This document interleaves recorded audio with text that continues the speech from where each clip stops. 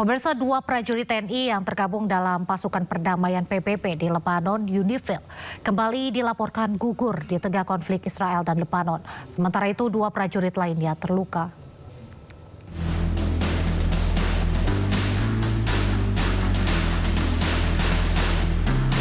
Dua prajurit TNI yang tergabung dalam pasukan penjaga perdamaian yang dibentuk PBB di Lebanon, UNIFIL, dilaporkan gugur pada Senin waktu setempat. Ini merupakan serangan kedua terhadap pasukan perdamaian PBB dalam 24 jam terakhir. Dua prajurit TNI gugur setelah sebuah ledakan menghantam konvoi logistik milik UNIFIL, menghancurkan kendaraan yang mereka tumpangi. Selain itu, dua prajurit TNI lainnya mengalami luka berat. Wakil Sekretaris Jenderal PBB untuk Operasi Perdamaian, Jean-Pierre Lacroix, menyatakan bahwa UNIFIL telah melakukan penyelidikan untuk mengetahui secara pasti penyebab kejadian tragis tersebut. This morning, two Indonesian peacekeepers lost their lives in an explosion that hit the UNIFIL logistic convoy, destroying their vehicle near Bani Hayan in Sector East. Two more peacekeepers were injured, one seriously. Zhang juga menambahkan serangan yang disengaja terhadap penjaga perdamaian ini merupakan pelanggaran berat terhadap hukum humaniter internasional dan resolusi Dewan Keamanan PBB yang dapat dikategorikan sebagai kejahatan perang. Sebelumnya, seorang tentara Indonesia, Praka Fahrizal Ramadan, gugur akibat serangan Israel ke markas UNIFIL di Lebanon.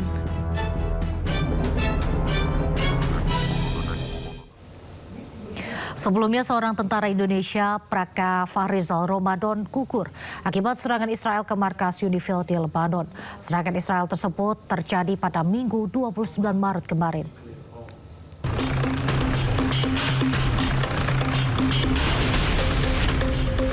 Israel dilaporkan menyerang pangkalan penjaga perdamaian PBB di Lebanon Selatan pada Minggu waktu setempat.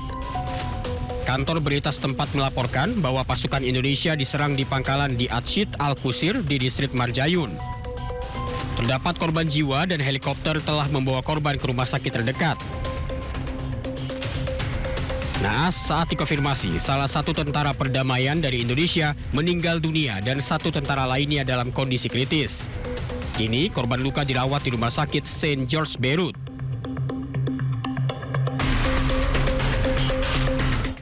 Terkait gugurnya 3 tentara Indonesia di Lebanon, Wakil Ketua Komisi 1 DPR RI Dave Laksono mendesak Mabes TNI dan Kementerian Pertahanan untuk melakukan evaluasi mendalam dan menyeluruh terhadap keberadaan prajurit Indonesia di Lebanon.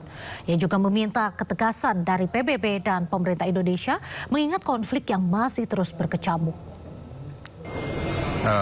Saya terus menyampaikan untuk dilakukan evaluasi yang mendalam, evaluasi ulang akan keberadaan prajurit kita di sana. Semestinya ini sudah harusnya ada rotasi di bulan Mei, apakah itu mereka perlahan dikurangi jumlahnya atau operasinya itu dirubah menjadi tetap berada di dalam markas. Atau bagaimana? Nah, itu kembali kepada Mabes TNI dan juga Kementerian Pertahanan untuk memetakan ulang tugas-tugas dan operasi prajurit kita di Lebanon. Yang jelas keselamatan prajurit harus diutamakan dan juga kejelasan operasinya itu seperti apa. Kalau memang perang masih berkecambuk antara Hezbollah dengan Israel dan jelas ini bukan hanya membahayakan dan telah menewaskan prajurit kita, ya harus ada ketegasan baik dari PBB itu sendiri ataupun juga dari Mabes TNI karena setahu saya jumlah personil pasukan perdamaian itu ada sekitar hampir 5.000 orang, sekitar 800-an itu dari prajurit TNI. Nah, kalau memang tidak bisa dinyatakan aman, ya berarti mungkin sebaiknya operasi dihentikan terlebih dahulu sampai benar-benar situasi ini kondusif dan Perserikatan Bangsa-Bangsa mengutuk keras serangan kepada pasukan perdamaian. Penyelidikan pun akan digelar untuk mengungkap dalang penyerangan.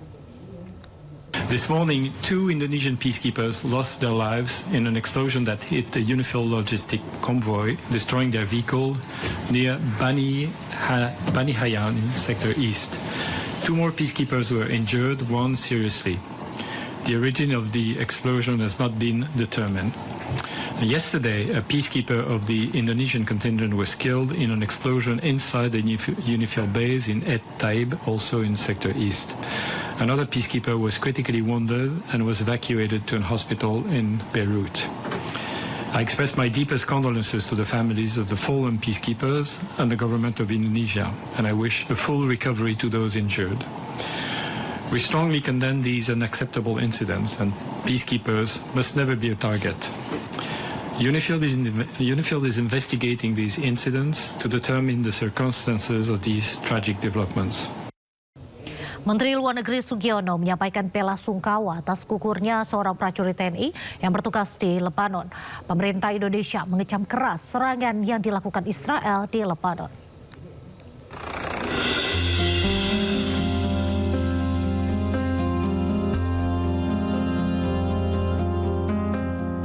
Duka mendalam menyelimuti kediaman Prakava Rizal Ramadan di Kulon Progo, Yogyakarta.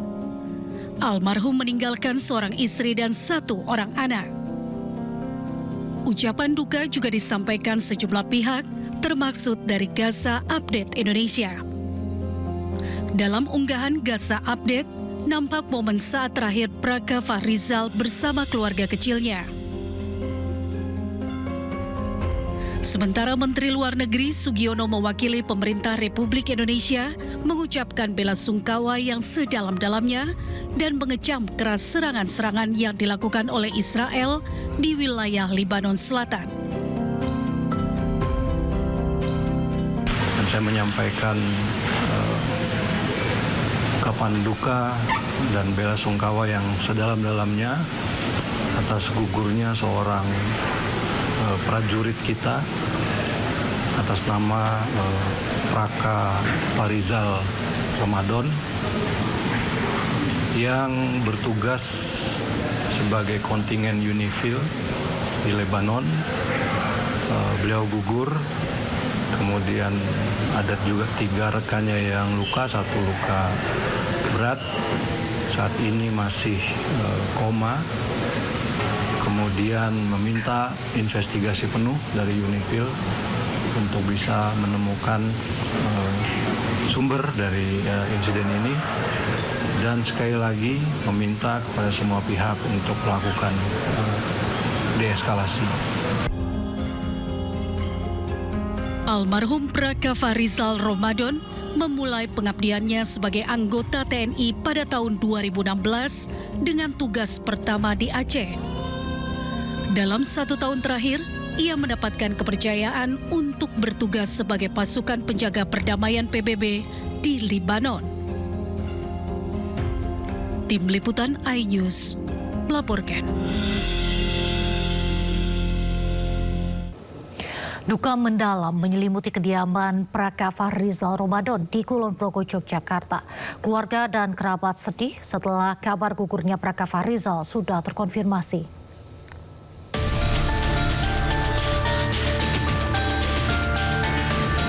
Seorang anggota Tentara Nasional Indonesia yang tergabung dalam pasukan penjaga perdamaian Perserikatan Bangsa-Bangsa atau PBB di Lebanon dinyatakan gugur terkena serangan Israel. Pasukan penjaga perdamaian tersebut gugur usai terkena proyektil yang menghantam salah satu pos penjagaan di dekat desa Acid Al-Qusair, Lebanon Selatan. Almarhum Prakava Rizal Ramadan memulai pengabdiannya sebagai anggota TNI pada tahun 2016 dengan tugas pertama di Aceh. Dalam 1 tahun terakhir, ia mendapatkan kepercayaan untuk bertugas sebagai pasukan penjaga perdamaian PBB di Lebanon. Almarhum meninggalkan seorang istri dan 1 orang anak. Kini pihak keluarga masih menanti informasi lebih lanjut terkait proses pemulangan jenazah ke tanah air. Dari Kulon Progo, Yogyakarta, Basuki Budiutomo, iNews melaporkan. Ucapan duka cita dan kecaman atas gugurnya prajurit TNI di Lebanon juga diungkapkan Kedutaan Besar Iran di Jakarta. Dalam unggahannya, Kedutaan Besar Iran menyampaikan bela sungkawa kepada pemerintah dan rakyat Indonesia atas gugurnya prajurit TNI yang bergabung dalam pasukan perdamaian PBB di Lebanon. Iran juga tegas mengutuk tindakan keji tersebut yang merupakan akibat langsung dari agresi berkelanjutan Israel yang dilakukan dengan keterlibatan dan dukungan penuh dari Amerika Serikat. Kedubes Iran mengatakan menargetkan penjaga perdamaian merupakan pelanggaran serius terhadap hukum internasional dan tidak boleh dibiarkan tanpa hukuman.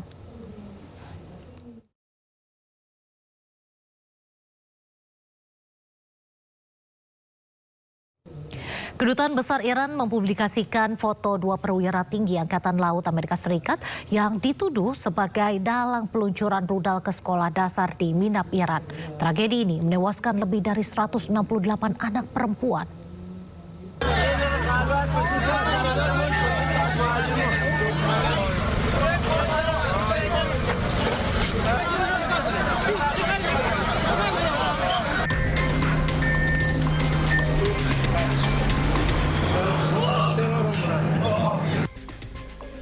Kedutaan Besar Iran mempublikasikan foto Komandan Leigh R. Tate dan Jeffrey Iyok, dua perwira tinggi Angkatan Laut Amerika Serikat dari kapal perusak USS Prudence yang dituduh sebagai dalang utama di balik instruksi serangan rudal maut yang membantai 165 anak perempuan di Minab, Iran. Kedua perwira ini dituduh memberikan otorisasi peluncuran rudal jelajah Tomahawk pada 28 Februari 2026. Rudal-rudal berpemandu presisi tersebut menghantam sekolah dasar perempuan Sajareh Tayyibeh yang mengakibatkan 165 nyawa melayang yang mayoritas adalah anak-anak sekolah yang sedang belajar. Sekolah tersebut sengaja dihantam secara brutal hingga 3 kali berturut-turut. Pemerintah Iran mengutuk keras insiden ini dan menyebutnya sebagai kejahatan perang yang telah diperhitungkan secara matang. Sementara mantan Kapten Intelijen Kontra Terorisme Angkatan Darat Amerika Serikat, Josephine Jilbu, membongkar bukti pengeboman sekolah di Minab, Iran. Ia mengecam militer Amerika Serikat yang disebutnya sengaja menewaskan ratusan anak perempuan. Bahkan Jilbu tanpa ragu melabeli negaranya sendiri sebagai teroris karena sengaja menargetkan fasilitas pendidikan sipil. A guided missile destroyer shot the Tomahawk. Commander Leigh R. Tate, Executive Officer Jeffrey E. York, commanded USS Prudence, who shot a Tomahawk and killed 165 little girls. Tragedi berdarah ini memicu gelombang keprihatinan global yang sangat masif. Setelah sekolah putri di Minab, Iran menjadi sasaran serangan brutal Amerika dan Israel, kini sebuah universitas di Teheran juga diserang.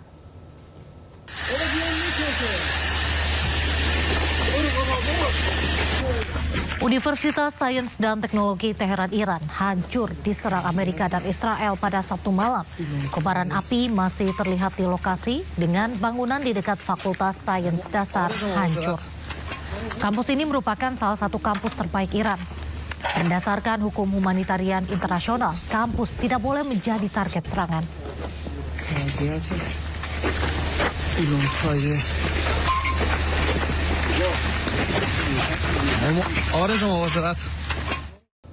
Sedikitnya 10 orang dilaporkan terluka setelah serangan menghantam kantor stasiun televisi Al-Arabi, Teheran, Iran. Pihak Al-Arabi TV mengecam keras insiden penyerangan lantaran keselamatan jurnalis semakin terancam di tengah konflik.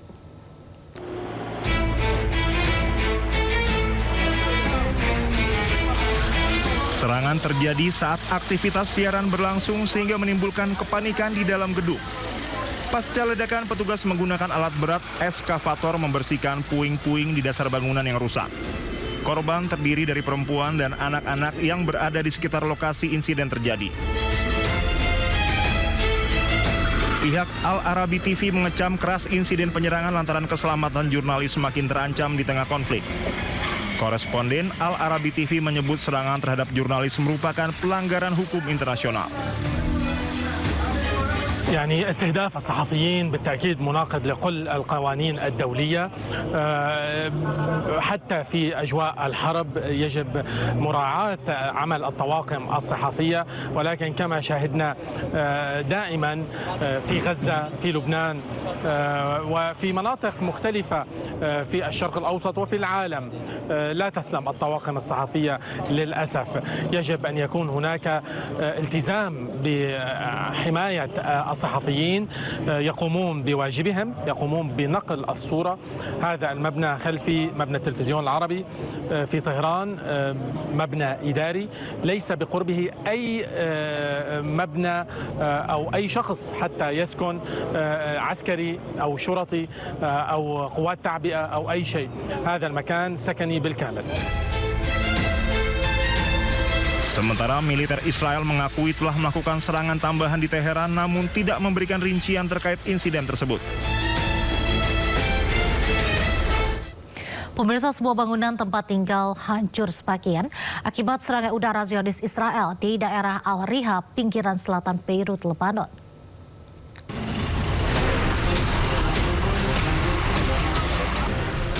Pesawat tempur Israel melancarkan serangan udara di daerah Al-Riha, pinggiran selatan Beirut, Lebanon pada hari Senin. Akibatnya sebuah bangunan tempat tinggal hancur sebagian. Rekaman video menunjukkan asap mengepul dari bangunan yang rusak dan mobil-mobil di sekitarnya hancur tertimpa reruntuhan.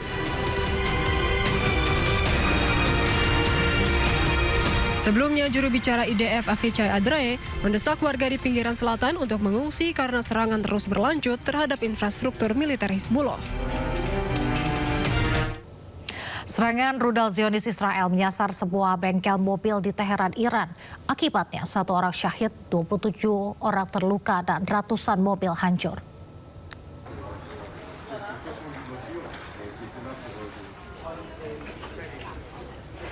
Serangan rudal Zionis Israel menghancurkan sebuah bengkel mobil di Teheran, Iran.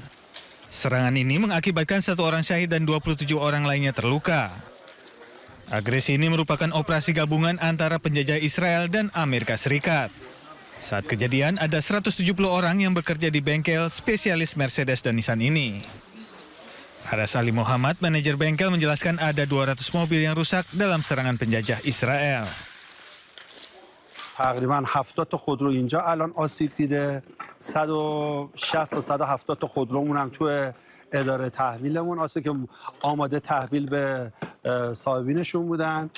27 نفر زخمی داشتیم، 1 نفر شهید شده. Sementara itu, Pir Hossein Khalifan, Kepala Palang Merah Iran, mengatakan bahwa lokasi ini ada lebih dari 400 orang pekerja. Tempat ini juga menjadi andalan warga Teheran untuk memperbaiki mobilnya serta mendapatkan suku cadang.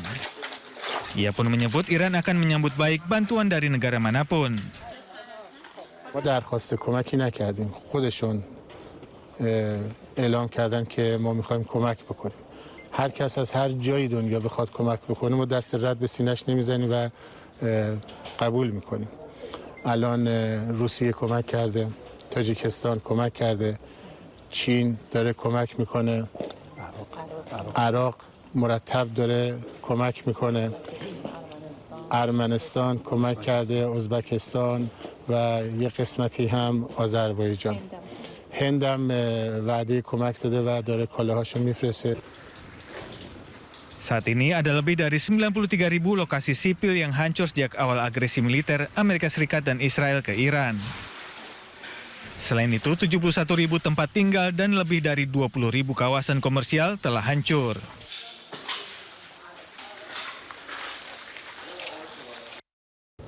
Amerika Serikat kembali kirim ribuan pasukan ke Timur Tengah. Ribuan pasukan disebut mampu melakukan operasi tempur, termasuk serangan udara saat penerjunan.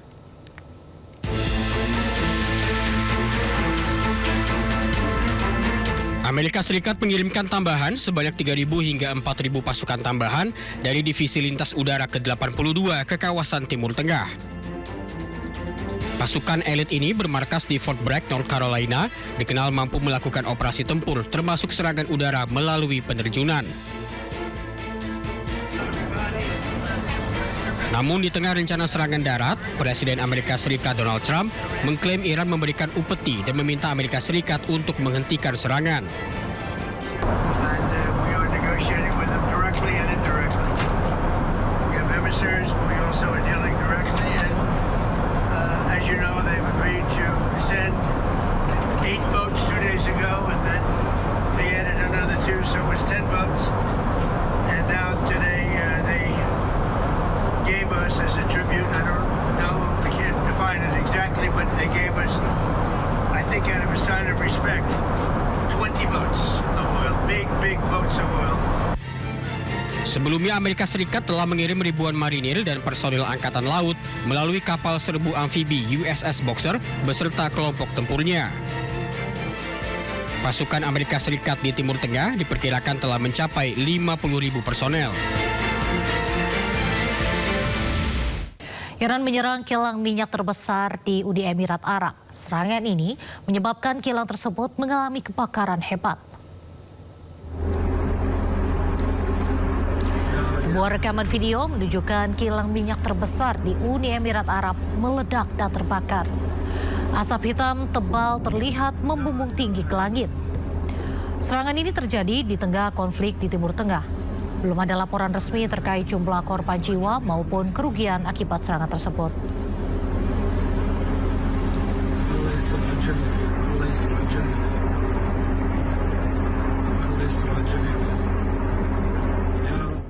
Iran kembali meledakkan kilang minyak Israel di Haifa.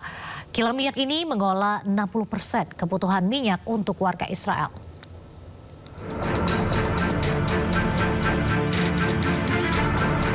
Inilah detik-detik saat sebuah kilang minyak di utara Israel dihantam rudal Iran. Ini adalah kali kedua Iran menyasar tempat pengolahan minyak Israel. Media Israel melaporkan kilang minyak Bazan di Haifa dihantam rudal pada hari Senin. Akibatnya api berkobar dan asap mengepul dari kilang minyak terbesar di Israel ini. Kilang minyak Bazan mengolah sebanyak 60% kebutuhan minyak untuk warga Israel. Bazan Group menyatakan tidak ada korban jiwa atau luka dalam kejadian ini. Diketahui sebuah rudal tandan Iran menghantam 5 lokasi di Haifa. Terletak di wilayah Teluk Haifa, kilang Bazan adalah salah satu dari 2 kilang minyak yang beroperasi di Israel dan terintegrasi dengan kompleks petrokimia.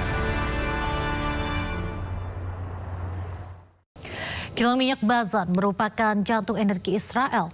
Kilang tersebut memasok 2/3 kebutuhan minyak Israel. Kilang minyak Bazan terletak di Teluk Haifa. Kilang tersebut mampu menyuling 197.000 barel per hari dan menghasilkan 65% diesel, 59% bensin, dan 52% bahan bakar jet Israel.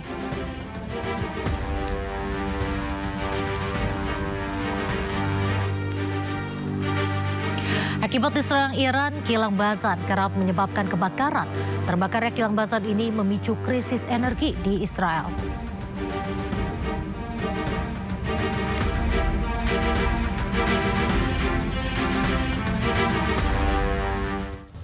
Ketegangan di Timur Tengah yang melibatkan Amerika Serikat dan Zionis Israel serta Iran berdampak pada ketersediaan energi di sejumlah negara. Salah satunya di Mesir, di mana sejumlah toko harus tutup lebih awal guna menghemat energi.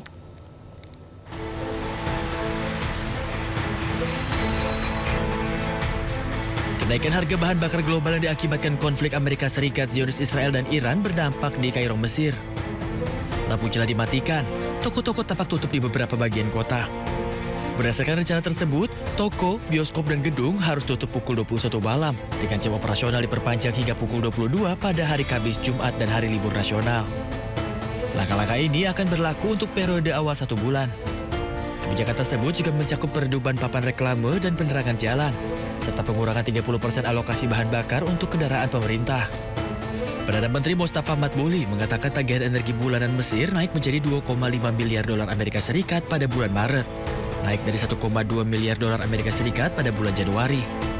Langkah-langkah ini diambil karena pasar energi global tetap berada di bawah tekanan menyusul eskalasi yang dimulai pada 28 Februari ketika serangan Amerika Serikat dan Zionis Israel menargetkan Iran.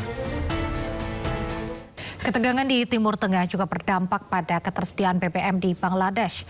Antrian mobil warga mengular panjang akibat banyaknya pom bensin yang tutup.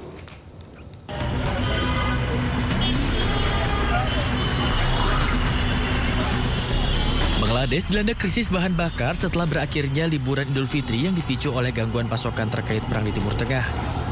Ribuan pengendara di Dhaka menunggu berjam-jam di pom bensin di seluruh kota.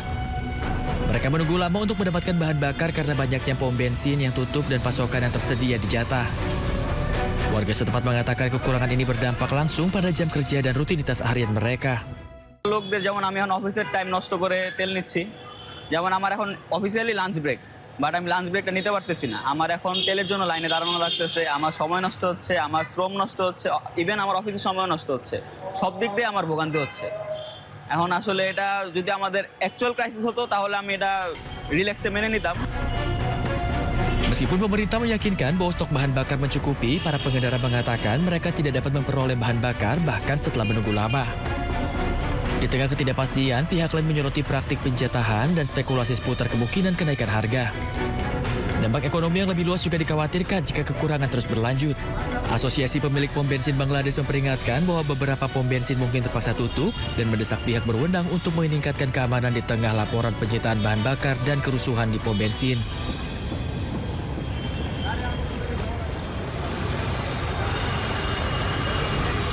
Menteri SDM Bahlil Lahadalia mengatakan Indonesia telah mendapat lampu hijau agar kapal Indonesia bisa melintas di Selat Hormuz. Sementara terkait harga BBM di Indonesia akan diputuskan oleh Presiden Prabowo Subianto.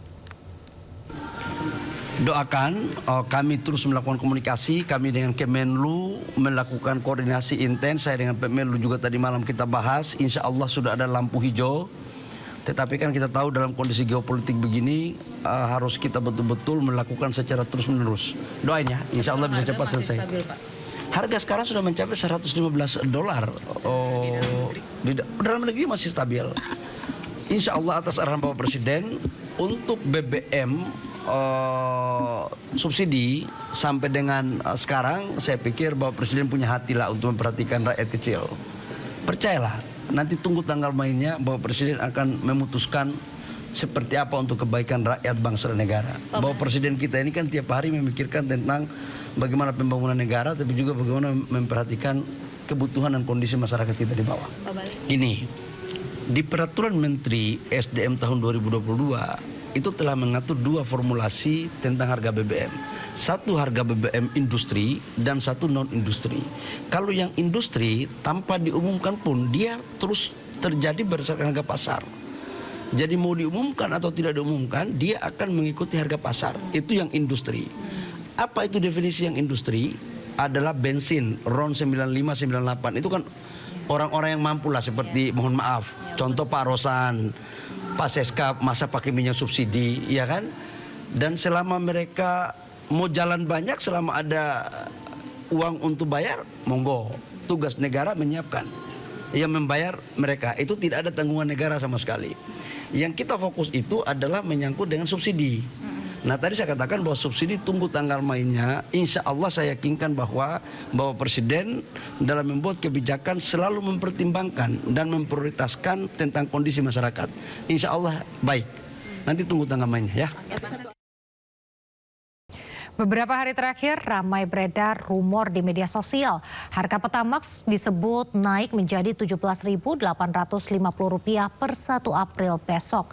Imbas lonjakan harga minyak dunia. Namun Pertamina membantah dan menyebut harga terbaru Pertamax belum resmi diumumkan. Harga minyak dunia yang melonjak hingga $115 per barel berdampak pada anggaran subsidi BBM di Indonesia. Meski anggaran subsidi membengkak bahkan bisa mencapai 280 triliun di APBN 2026, namun hingga saat ini pemerintah belum berencana menaikkan harga BBM subsidi baik Pertalite maupun LPG.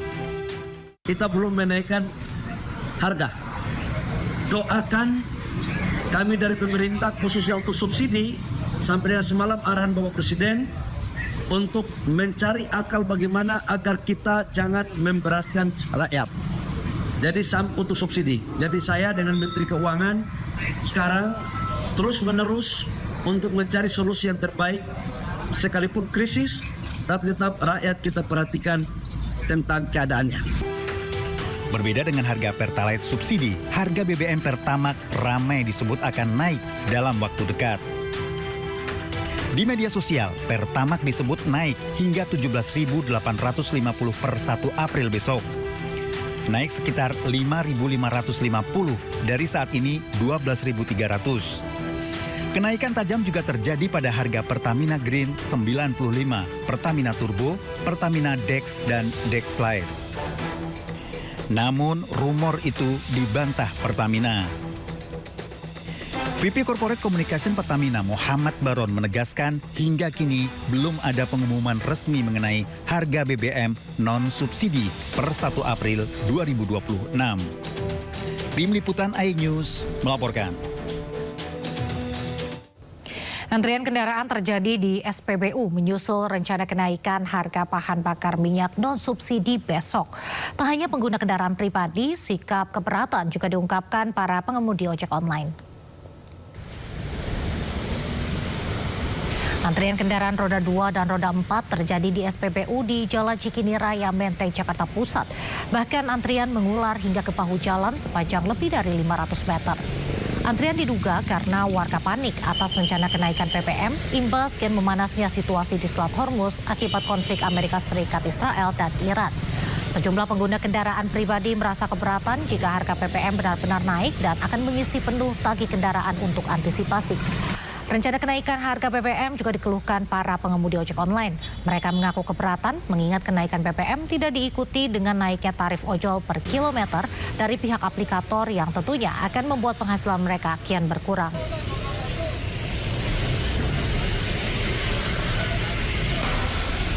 Kalau bisa mah nggak usah naik gitu, standar aja, ikutin aja kalau kita. Keberatan nggak Pak?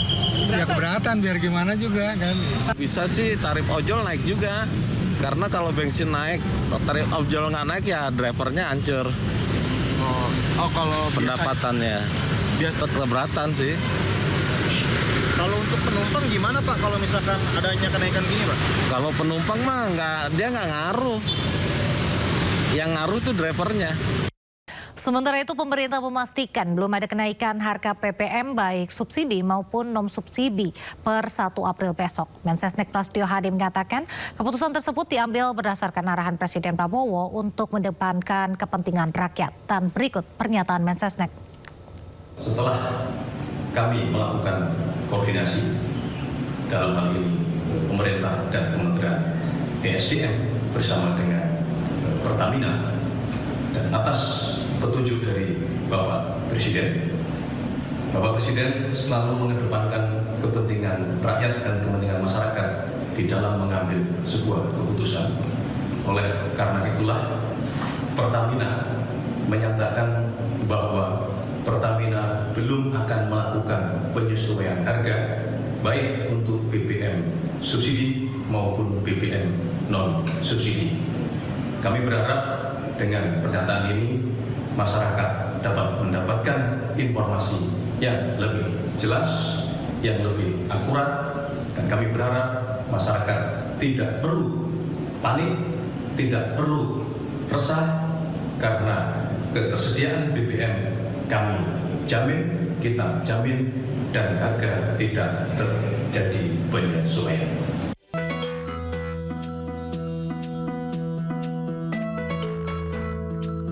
Lahir sebagai provinsi termuda di Indonesia, Papua Barat Daya mengemban mandat besar untuk memastikan kesejahteraan masyarakatnya, khususnya orang asli Papua atau OAP.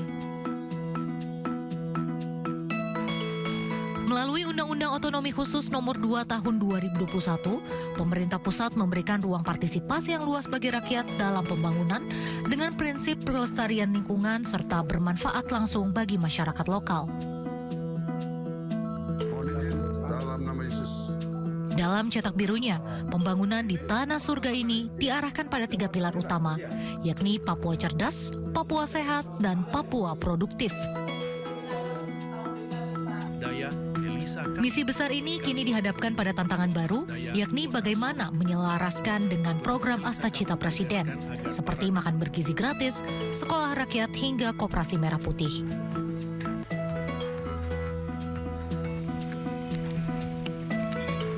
Untuk mewujudkan Papua yang produktif, pengembangan ekonomi kreatif berbasis kearifan lokal menjadi kunci. Mulai dari surga pariwisata kelas dunia seperti Pianemo di Raja Ampat dan Danau Framu di Maibrat, hingga potensi sentra produksi sagu di kawasan Sorong Raya diharapkan mampu menjadi motor penggerak kemandirian ekonomi warga lokal.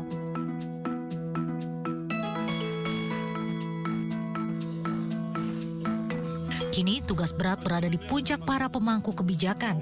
Bagaimana strategi mengawal dana otonomi khusus agar benar-benar tepat sasaran demi kesejahteraan orang asli Papua. Pemirsa, implementasi otonomi khusus atau OTSUS terus didorong demi kesejahteraan orang asli Papua, khususnya di provinsi termudanya yakni Papua Barat Daya. Sore ini kita akan membedahnya bersama Gubernur Papua Barat Daya Bapak Elisa Kambu serta anggota Komite Eksekutif Papua Bapak Billy Mambrasar. Selamat sore Bapak-bapak.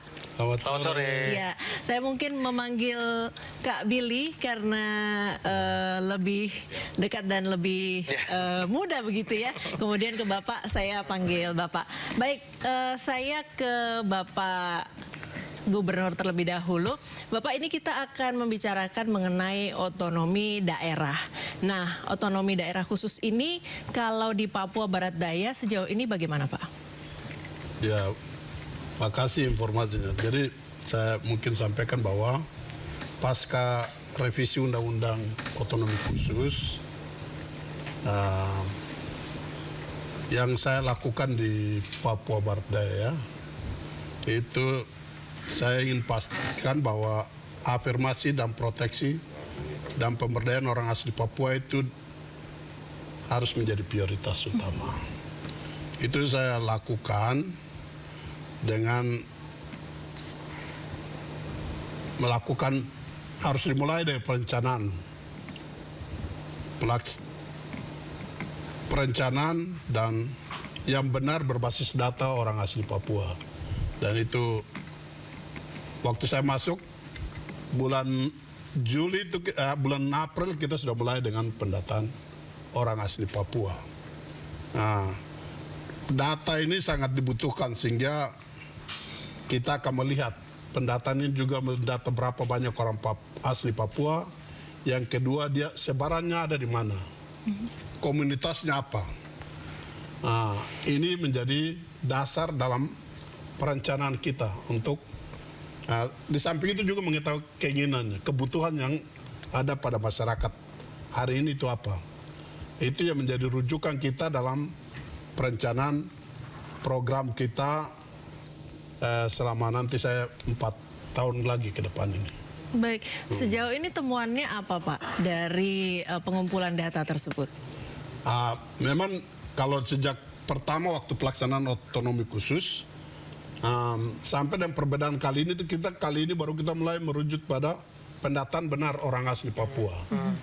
Kita harapkan bahwa dengan pendataan ini kita dana yang khusus untuk otonomi khusus ini diarahkan pada penyelesaian persoalan-persoalan yang dihadapi oleh kita. Ada kedapatan di sana masih ada sumber daya manusia keterbatasan, itu masih di sana juga masalah kesehatan juga menjadi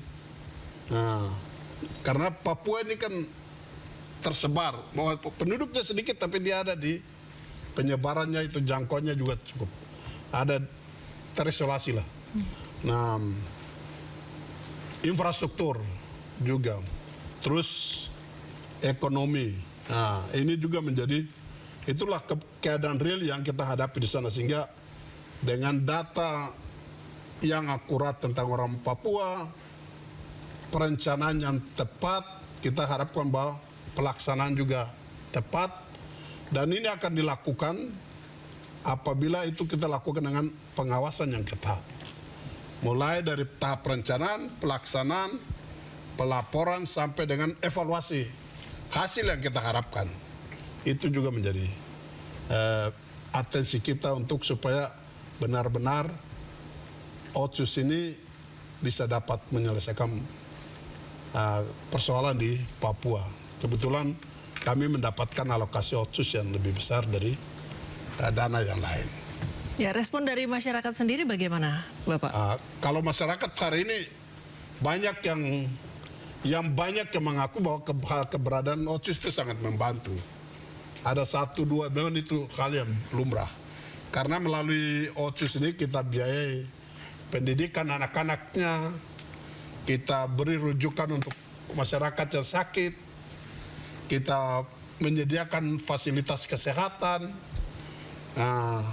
kita alokasikan untuk rujukan tadi, dengan juga kita persiapan untuk pembiayaan hal-hal yang menyangkut kebutuhan pemberdayaan masyarakat, UMKM dan lain sebagainya, kita gunakan dari dana otsus itu. Baik, nanti saya akan lanjutkan untuk explore rencana-rencana yang sudah dibuat. Tapi saya ke Kak Billy dulu. Kak Billy ini sebagai anggota Komite Eksekutif Papua.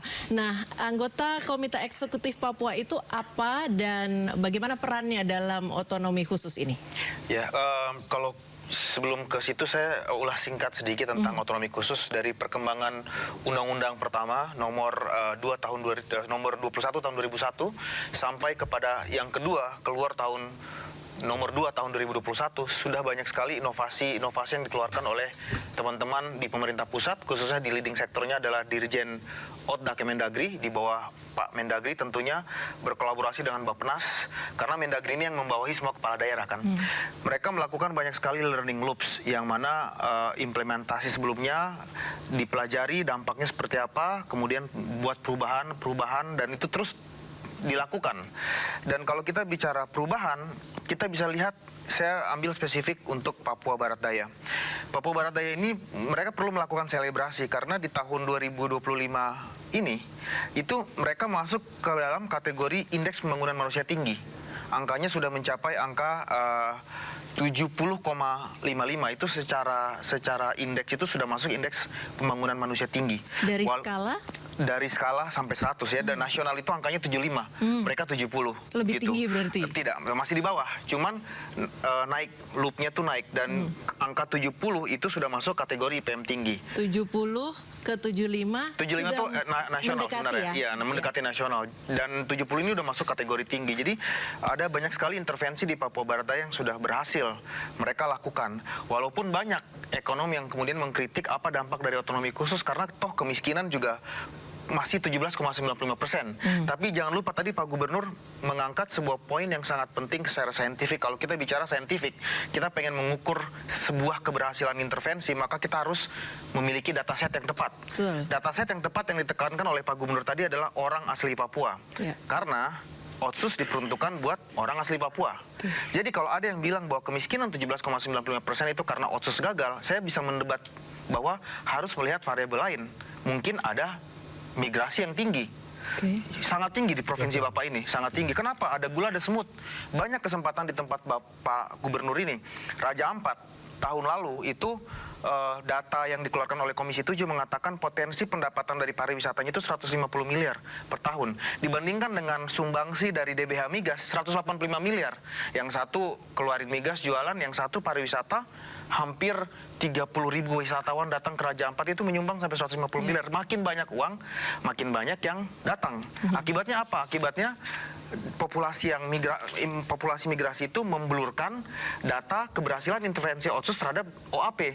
Jadi 17,95% kemiskinan ini karena OAP-nya miskin atau karena transmigrasi perpindahan populasi yang besar. Itulah sebabnya saya mengapresiasi Provinsi Papua Barat Daya mengeluarkan inovasi pendataan OAP, karena dengan data yang tepat maka kita akan mampu melakukan desain program yang tepat, intervensi yang tepat, monitoring yang tepat, dan evaluasi yang tepat. Nah, kembali ke peran komite apa?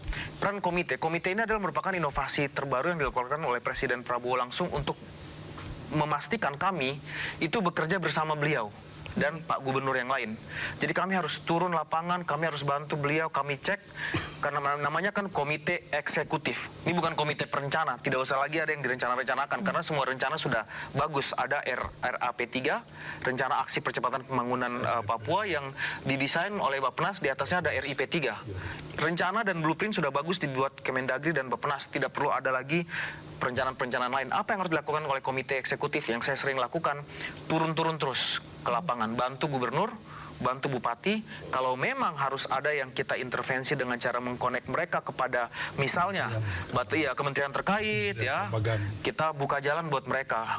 Kalau ternyata ada bisa melalui creative financing dari external source funding, bisa juga. Ini saya lagi propose agar ada pendanaan dari international NGO untuk anak-anak muda Papua di Raja Ampat yang melakukan konservasi di daerah wisata. Itu kan creative financing yang mendatangkan anggaran dari luar. Itu peran komite eksekutif. Lakukan segala sesuatu yang kreatif, inovatif, dan turun langsung ke lapangan, bantu kepala daerah.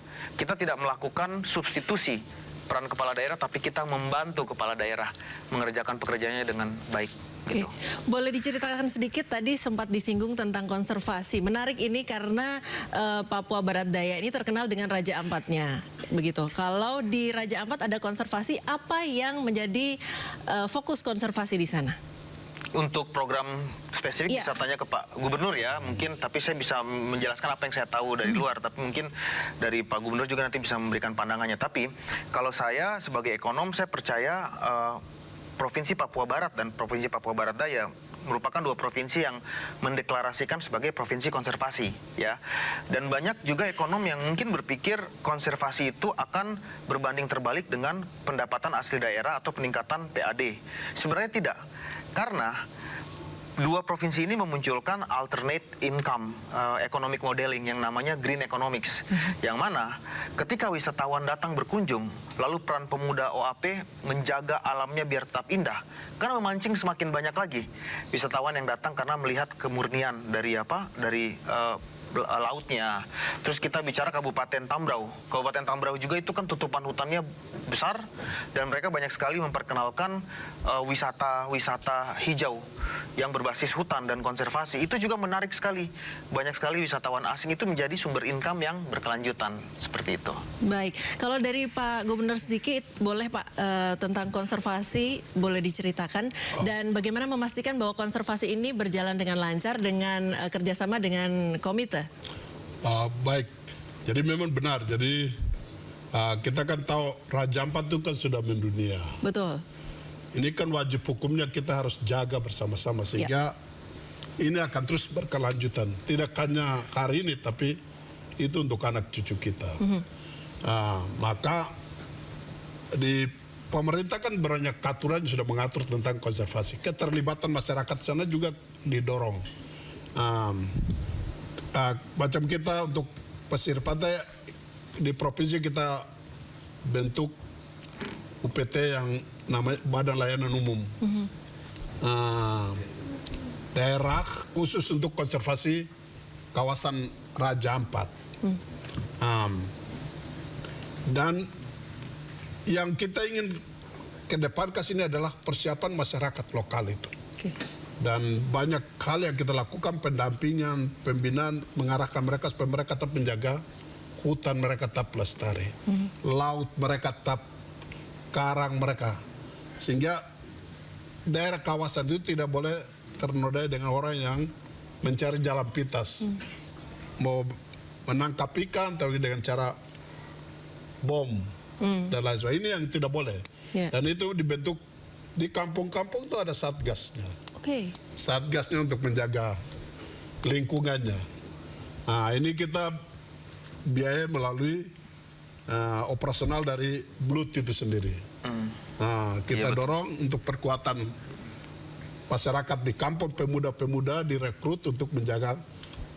Ibu-ibu juga melaksanakan hal yang sama. Mereka lakukan yang pendekatan, kalau ada ini mereka sasi, mereka bawa ke gereja, didoakan tempat itu untuk sementara, tidak boleh sampai, kalau nanti perlu buka lagi kembali baru bisa turis masuk atau orang bisa masuk begitu. Artinya dijaga betul, Harus dijaga. sehingga konservasi ini tetap berjalan, tapi pariwisata tetap berjalan, dimaksimalkan di lokasi lain dulu, kemudian nanti konservasinya beres, baru boleh dibuka untuk umum begitu Pak? Tidak begini, konservasi yang kita maksudkan mereka sudah menjaga alam mereka ini, supaya tidak bisa rusak. Tetap wisatawan tetap jadi datang. proses konservasi itu tidak menghambat wisatawan datang. Justru boleh prosesnya tetap itu datang. mereka lihat, maka mereka nonton. Kewajiban kita untuk menjaga itu. Iya. Itu yang dilakukan pemerintah daerah dan bukan kita sendiri, ada NGO yang juga ikut berdampingi. Oleh karena itu ada Satgas untuk menjaga begitu ya. Betul. Daerah konservasi itu tetap terjaga walaupun pariwisata tetap dibuka begitu ya. Jalan, Ya, itu salah satu program yang menjadi unggulan di Papua Barat Daya yang tadi diceritakan. Nah, kalau program-program lain bagaimana Pak? Sejauh ini kalau penduduk yang prioritas di Papua Barat Daya khususnya itu pendidikan nomor 1. Pendidikan nomor 1. Kemudian Kedua, kesehatan ya Pak kesehatan. ya. Oke, kalau pendidikan dan ketiga, kesehatan. ekonomi. Baik, kalau pendidikan dan kesehatan apa yang bisa dibagikan Pak untuk masyarakat tahu apa yang dilakukan di Papua Barat Daya terkait dengan otonomi khusus ini? Oke, kalau di Papua Barat Daya sejak saya ada, kita ingin memastikan, jadi kita memastikan pendidikan sana itu gratis. Baik. Di kota sampai di pedalaman. Semua kita lakukan sekolah negeri nih Pak? Sekolah swasta dan negeri. Swasta dan negeri, gratis? Kita beri biaya bantuan ke kabupaten kota. Baik. Dari provinsi. Ya, yang kedua kita menyediakan bantuan beasiswa untuk anak-anak kita sekolah di luar negeri maupun di dalam negeri. Bantuan studi akhir. Nah, kita di sana untuk mengejar dokter spesialis ini kan orang Papua kan jarang karena kemampuan mereka ya. Saya tahun ini kerjasama dengan UNPAD rekrut untuk dokter spesialis anak-anak Papua ini 16. Target saya nanti saya mengakhiri masa jabatan itu harus 70 dokter spesialis anak-anak Papua. Nah, kita juga memberikan bantuan karena kami sesuai dengan kewenangan ya. Sekolah ini kan mulai dari TK PAUD sampai dengan SLTA ini kewenangan kabupaten kota. Tapi kami juga melakukan intervensi dalam bentuk bantuan. Nah, kepada sekolah-sekolah yang ada. Kita bantu. Yang terakhir, untuk pendidikan kan tidak dikerjakan sendiri oleh pemerintah. Ada lembaga-lembaga swasta yang juga terlibat dalam.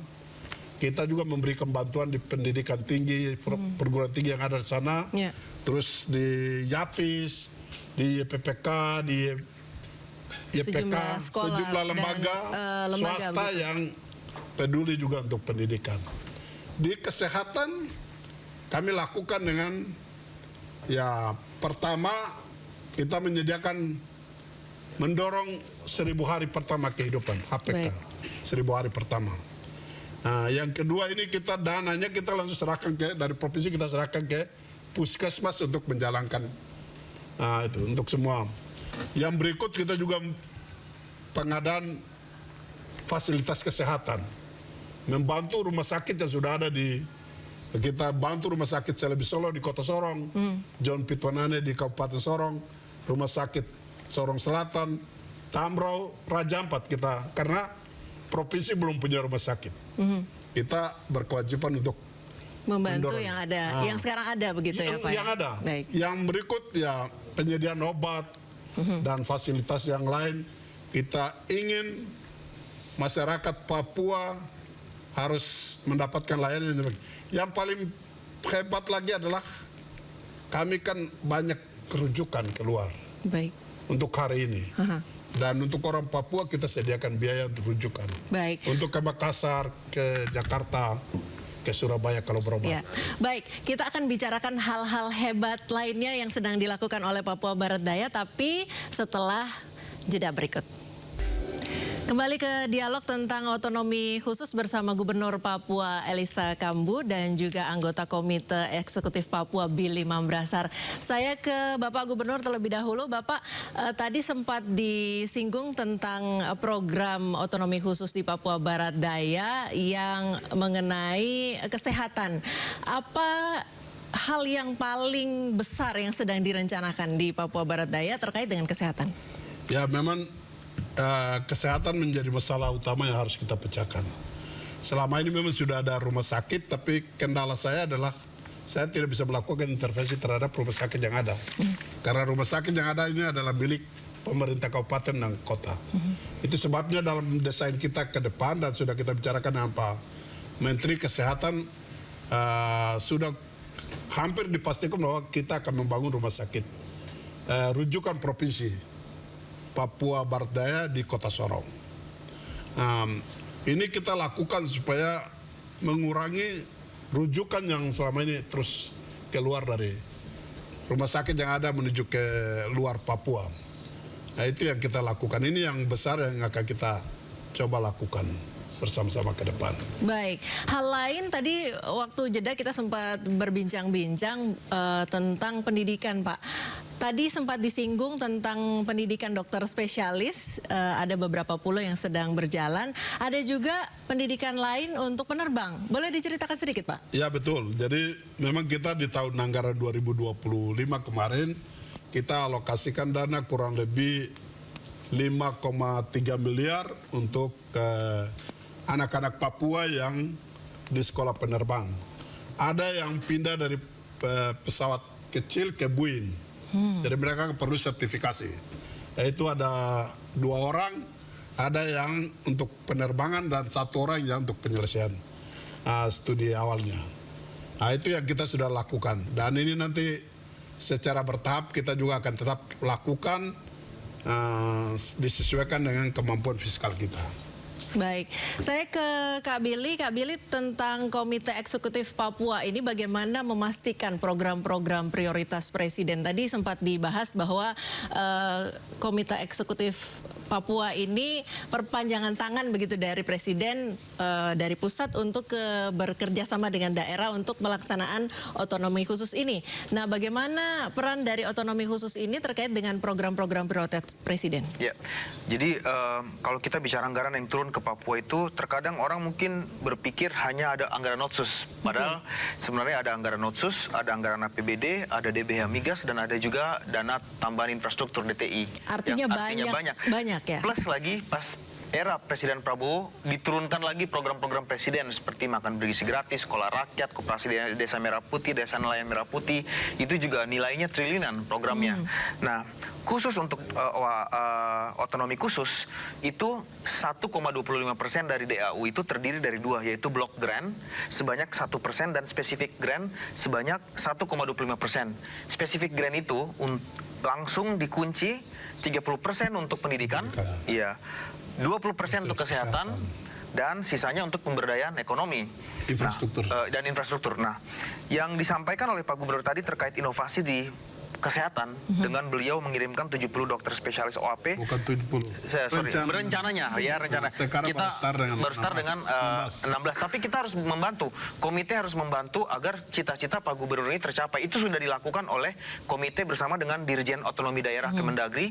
Kemarin Pak Gubernur kita memfasilitasi Biak, Kabupaten Biak yang memiliki aspirasi untuk membangun rumah sakit rujukan berlevel provinsi dan juga penambahan anggaran untuk capacity building dokter spesialisnya juga mereka kurang. Mereka minta tolong ke komite menyurat ke Dirjen Otda langsung fasilitasi, panggil Kementerian Kesehatan, Bappenas, lintas kementerian, duduk rapat dalam setengah hari dan terjadi kesepakatan akselerasi pembangunan. Itu peran komite.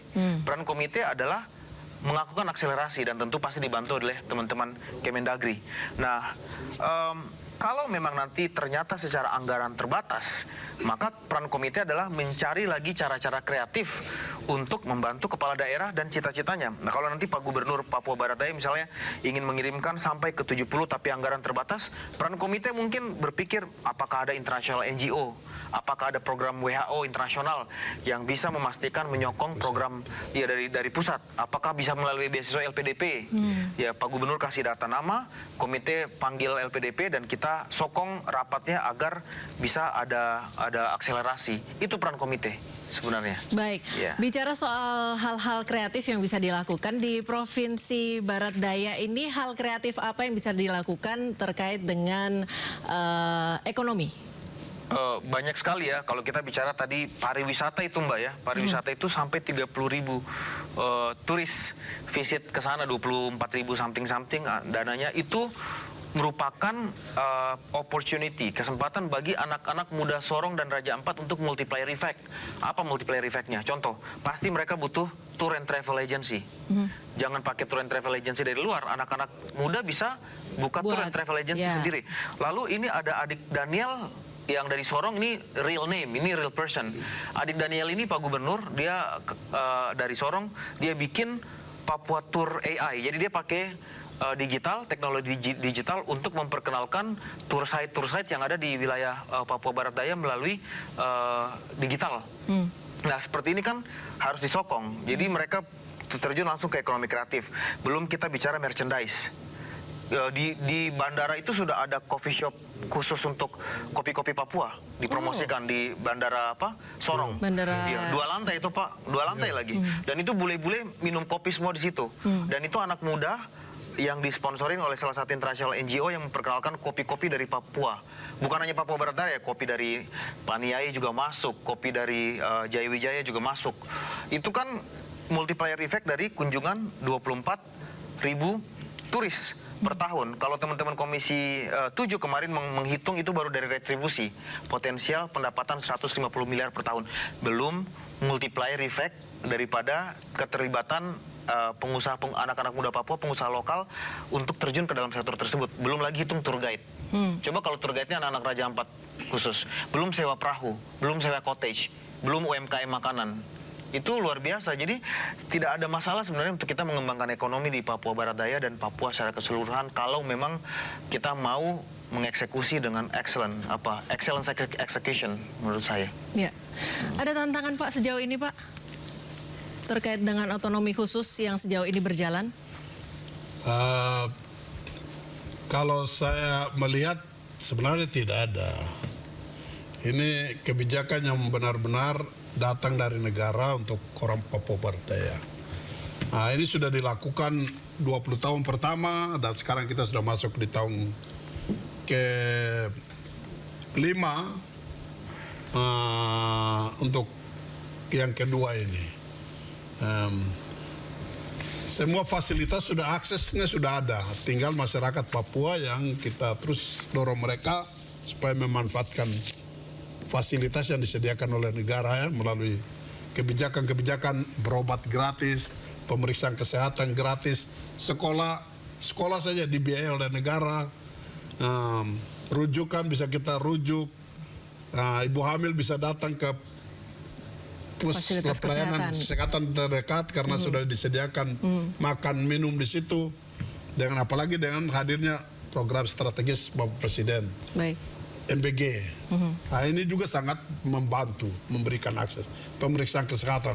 Jadi kebijakan sudah sangat membantu dan bagi kita di sana ini benar-benar dilakukan. Memang hari ini masalahnya itu karena dengan adanya anak-anak yang mungkin ada punya pengusaha-pengusaha Papua yang membentuk perusahaan-perusahaan hanya tunggu paket. Itu yang jadi masalah. Tunggu paket itu bagaimana maksudnya? Kegiatan pemerintah. Oke. Karena keterbatasan kita tiap tahun jumlah paketnya terbatas. Baik. Contoh macam saya di Papua Barat Daya. Tahun 2024 dana kita 1,9. Paketnya 300-an lebih. Baik. Kemarin saya masuk 1,4. Paketnya tidak sampai 200. Hari ini 1. Jadi sebenarnya gini, paketnya tidak, Pak Gubernur ini memberikan fakta yang sangat bagus sekali untuk menjadi edukasi buat kita anak-anak Papua. Bikin usaha itu bergantung kepada real real market yang tadi toh Raja, jangan bergantung kepada paket pemerintah, potensi besar. Iya, bikin tour agency, sewa bot. Jangan cuma tunggu-tunggu paket proyek ya kan dari APBD. Sebentar ini nuntut ini asosiasi ini. Nah, itu yang kita hadapi. Baik. Tapi ya untuk mereka kita ada. Luar biasa, Bapak. Baik Bapak, karena waktu kita sangat terbatas, kita akan tutup dialog sore hari ini dengan satu pertanyaan sederhana, tapi paling penting Pak. Pesan apa yang ingin Bapak sampaikan kepada masyarakat orang asli Papua, OAP tadi, yang menonton kita hari ini, bahwa negara hadir untuk mereka?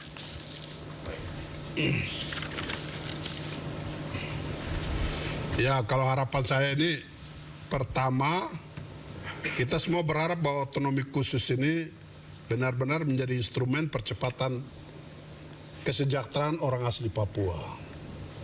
Nah, dia tidak hanya sekedar bicara transfer sebagaimana yang tadi disampaikan, tapi ini benar-benar hadir sebagai jalan untuk mempercepat peningkatan kualitas hidup masyarakat Papua melalui pendidikan, kesehatan.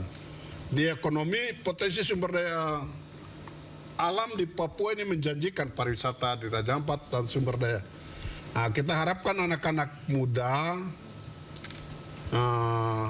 mari kita manfaatkan kesempatan ini, apalagi dan program strategis Bapak Presiden yang uangnya banyak di daerah ini, MBG, Sekolah Rakyat, Koperasi Merah Putih. Ini sudah sangat memberikan ruang untuk anak-anak muda Papua. Saya ajak untuk mengambil kesempatan di ruang ini. Ya, kalau tidak nanti kita tetap jadi penonton saja. Kalau kita tidak ambil kesempatan, nanti saudara-saudara kita yang dari lain juga bisa masuk untuk mengambil kesempatan ini. Nah, kita tetap menjadi penonton saja. Intinya ini tidak boleh terjadi. Ya, intinya orang Papua harus bangkit. Ya, kesempatan untuk berkarya di tanah sendiri itu terbuka lebar dengan segala dana dan kesempatan yang diberikan oleh pusat dan juga daerah, begitu ya Pak ya. Siap. Baik, terima kasih Bapak Elisa Kambu, Gubernur Papua Barat Daya, dan juga Kakak Billy Mambrasar, anggota Komite Eksekutif Papua, sudah bergabung bersama kami di Sindo Sore hari ini. Salam sehat. Bapak. Terima kasih. Kembali di Sindo Sore pemirsa, Presiden Prabowo Subianto berbicara komitmen Indonesia untuk menjalankan reformasi besar-besaran di hadapan para pengusaha Jepang dalam Japan Indonesia Forum di Tokyo.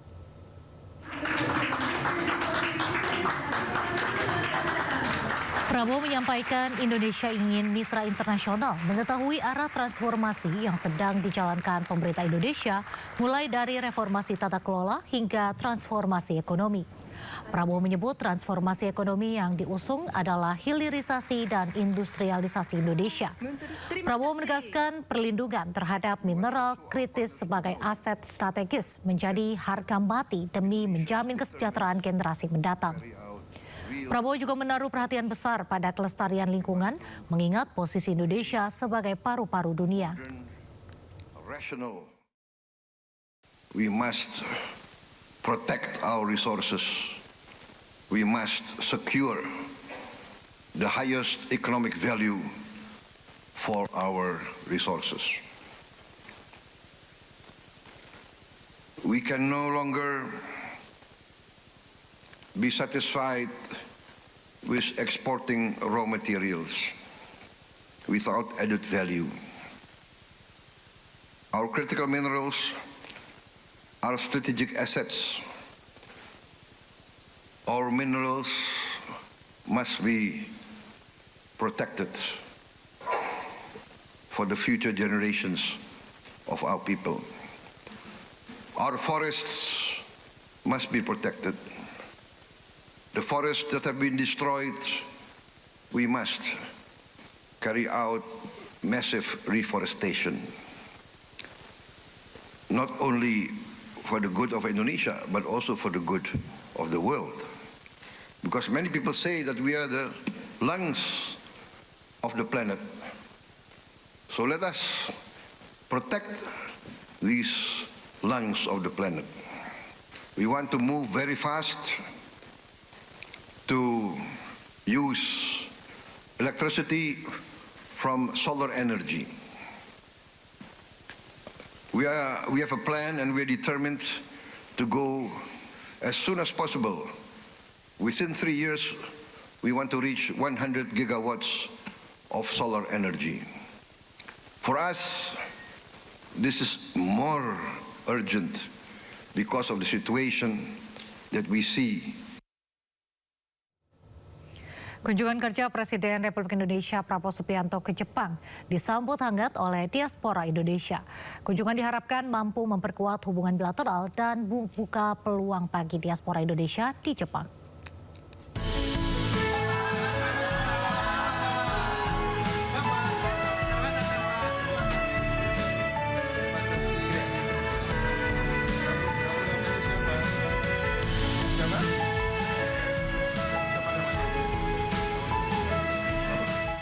Kedatangan Presiden Republik Indonesia Prabowo Subianto disambut antusias oleh puluhan diaspora Indonesia dengan berbagai latar belakang profesi dan pendidikan. Dalam kegiatan ini, Presiden turut didampingi oleh sejumlah menteri.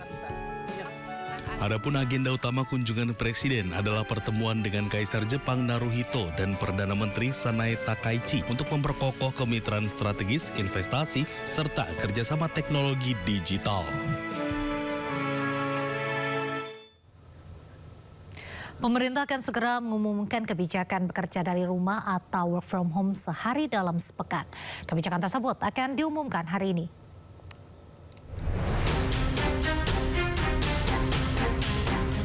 Masyarakat menanti pengumuman resmi kebijakan bekerja dari rumah atau WFH dari pemerintah. Kebijakan WFH muncul sebagai langkah pemerintah menghemat anggaran akibat memanasnya konflik di Timur Tengah. Sebenarnya plus minus sih Kak, kayak gitu ya. Kalau misalkan memang diharuskan memang kerja dari rumah ya kan sekarang kan udah zaman sekarang kan udah online semua kan. Nah, itu menurutku ya udah efektif sih. Sedang terjadi peperangan di Iran yang menyebabkan sulitnya BBM masuk ke Indonesia. Saya setuju dengan kebijakan tersebut supaya dapat menghemat pengeluaran BBM di Indonesia gitu sih. Iya, nggak masalah. Soalnya kan kalau kayak gitu kan gimana ya, kayak ya biar menghemat aja BBM. Jadi kayak orang bisa bekerja dari mana aja. Penerapan bekerja dari rumah bagi ASN dan pegawai swasta diyakini bisa menekan penggunaan BBM sektor transportasi harian. Bahkan, dinilai mampu menghemat BBM hingga 20% yang akan mengurangi subsidi energi. Aturan bekerja dari rumah 1 hari dalam seminggu sebelumnya sempat menjadi arahan Presiden Prabowo Subianto. Pemerintah memastikan kebijakan ini tidak akan mengganggu sektor utama atau pelayanan publik. Sejumlah pihak menyampaikan usulan hari yang tepat untuk WFH diantaranya pada hari Jumat. Namun usulan hari lain bermunculan dan dianggap lebih efektif bila dilakukan selain hari Jumat itu. Tim Liputan iNews melaporkan. Informasi selanjutnya, pemirsa, Komisi Pemberantasan Korupsi menetapkan 2 tersangka baru dalam pengembangan kasus dugaan korupsi kuota haji untuk penyelenggaraan ibadah haji Indonesia periode 2023-2024. Usai menetapkan ex-Menteri Agama Yakut Holil Qomas dan staf khususnya Ishfa Abdillah Aziz sebagai tersangka korupsi kuota haji 2023-2024, kini KPK menerapkan 2 tersangka baru dari klaster swasta. Keduanya yakni Ismail Adam selaku Direktur Operasional PT Makassar Toraja dan Asrul Aziz Taba selaku Komisaris PT Raudah Eksati Utama sekaligus Ketua Umum Asosiasi Kesatuan Tour Travel Haji Umroh Republik Indonesia. Keduanya diduga berperan aktif dalam pengaturan pengisian kuota haji khusus tambahan yang tidak sesuai ketentuan perundang-undangan serta melakukan pemberian uang kepada penyelenggara negara.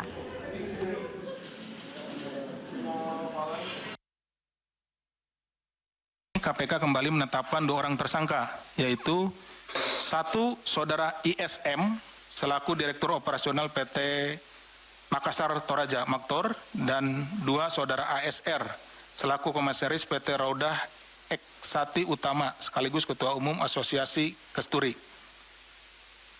Sehingga sampai saat ini jumlah yang telah ditetapkan sebagai tersangka berjumlah 4 orang. Tapi tentunya ini tidak akan berhenti sampai di sini karena tadi ada klaster yang satunya lagi tentunya dari pihak penyelenggara negaranya maupun dari pihak swastanya juga akan kami cari, kami kumpulkan bukti-bukti sehingga dengan bukti-bukti yang cukup, setelah ditemukan bukti yang cukup akan kami tetapkan juga sebagai tersangka.